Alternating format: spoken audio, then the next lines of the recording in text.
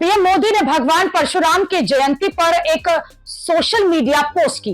भगवान परशुराम जयंती की शुभकामनाएं दी, लेकिन इन शुभकामनाओं पर ही बवाल मच गया। प्रधानमंत्री मोदी ने लिखा कि आप सभी को भगवान परशुराम जयंती की ढेरों शुभकामनाएं।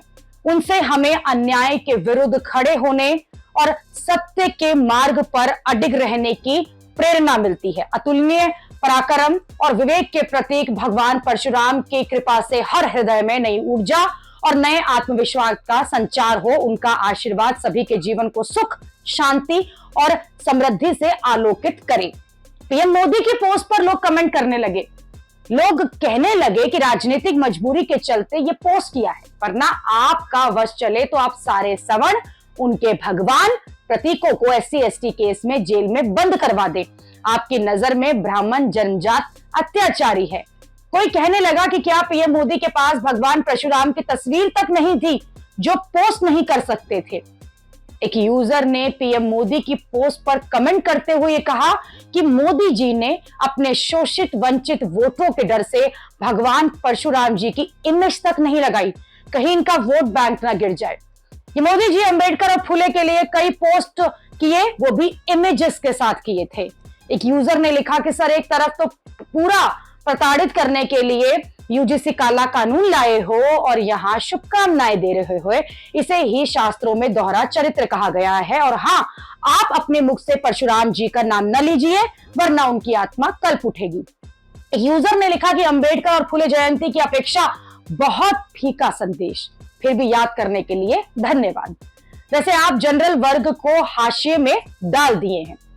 कई यूजर वो बाबा साहेब अंबेडकर की जयंती से इसे कंपेयर करने लगे कि बाबा साहेब अंबेडकर की जयंती पर तो प्रधानमंत्री मोदी ने एक बार कई पोस्ट किए थे, वीडियो शेयर किए थे, और परशुराम जी की जयंती पर सिर्फ एक साधारण सा पोस्ट किया और काम निपटा दिया। कोई कहने लगा कि चलिए, आप तो परशुराम भगवान की याद आई, हमको लगा उनको तो भूल ही गए होंगे। कुछ लोग ये कहकर तंज कस रहे हैं कि पीएम मोदी की इस पोस्ट से कहीं ओबीसी, SC/ST वोट बैंक जो है वो नाराज न हो जाए और पीएम मोदी को कहीं नुकसान ना हो जाए। तो यूजीसी का नाम लेने लगा। लोग ये तक कहने लगे कि भगवान परशुराम के वंशजों ने से हिसाब चुकता के लिए यूजीसी है ना मास्टर स्ट्रोक, गजब। कई लोग ये कह रहे हैं कि उपदेश सकल बहुतेरे कहां रुक गया, आपका पौरुष और राजधर्म का वो चेहरा जिसे देखकर देश के सिर्फ हिंदुओं ने आपको अपना बहुमत दिया था।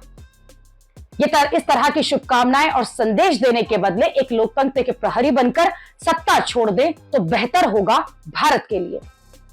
कई लोग ये तंज करने लगे कि इस तरह का पोस्ट डालकर तो पीएम मोदी को लोग भगवान परशुराम के भक्त ही कहने लगे, लेकिन इससे मोदी की जातिवादी राजनीति को नुकसान होगा, क्योंकि पीएम मोदी तो इन दिनों ओबीसी, SC/ST वर्ग को लुभाने में ही लगे हैं।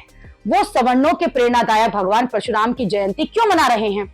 ये सब बातें लोग सोशल मीडिया पर कर रहे हैं। कई लोग प्रधानमंत्री मोदी का संसद में हाल ही में दिया गया बयान भी साझा कर रहे हैं, जिसमें पीएम मोदी खुद को अति पिछड़ा बता रहे हैं। धर्मेंद्र जी, मैं आपका बहुत आभारी हूं, और अखिलेश जी मेरे मित्र हैं तो कभी कभी मदद कर देते हैं।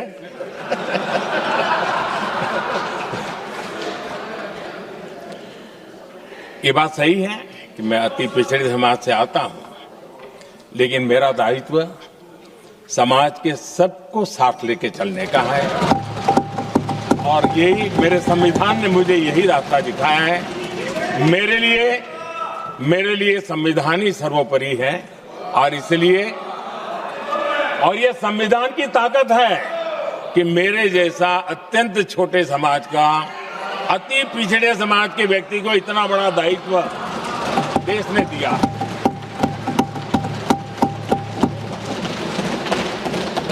और इसलिए मैं तो देशवासियों का ऋणी हूं, और मैं तो संविधान निर्माताओं का ऋणी हूं। दरअसल यूजीसी के मुद्दे पर एक तो सवर्ण समाज जो है वैसे ही पीएम मोदी से पहले ही बहुत खफा है। इसके बाद जिस तरह से पीएम मोदी ने हिंदू एकता की बातें छोड़कर ओबीसी, SC/ST को साधने की राजनीति शुरू कर दी है, उससे सवर्ण समाज जो है वो और ज्यादा नाराज हो गया है।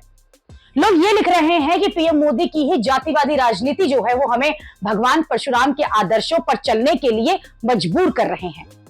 सवर्ण समाज से जुड़े हुए लोग ये कह रहे हैं कि उम्मीद तो नहीं थी, पर आपने शुभकामनाएं दिया, उसके लिए आपका बहुत बहुत धन्यवाद।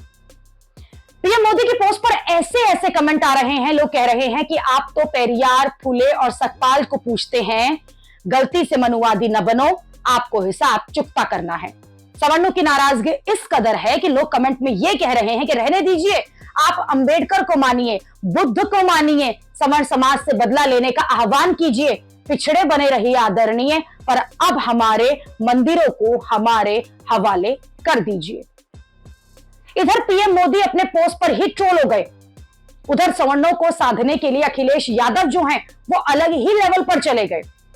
पीडीए की राजनीति करने वाले अखिलेश यादव ने सोशल मीडिया पर ऐलान किया है कि हम 2027 में सरकार में आएंगे और परशुराम जयंती की छुट्टी जो है उसे फिर से बहाल करेंगे।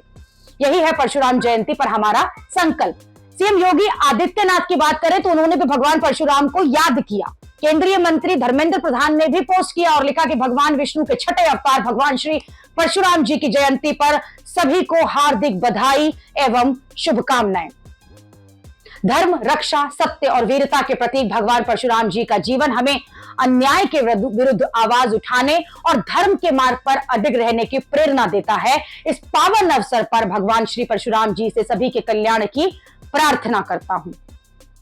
कांग्रेस जो है वो भी, उनके पार्टी और सभी बड़े बड़े नेता जो हैं वो भी भगवान परशुराम को नमन कर रहे हैं। यही सवर्णों की ताकत है। यूजीसी के मुद्दों पर सवर्णों ने जिस तरह से पूरे सिस्टम को हिला दिया है, उसके बाद आप देखिए कि हर नेता सवर्णों को भी साधने में लगा है। लेकिन सवर्ण समाज जो है वो अब किसी के झांसे में नहीं आने वाला।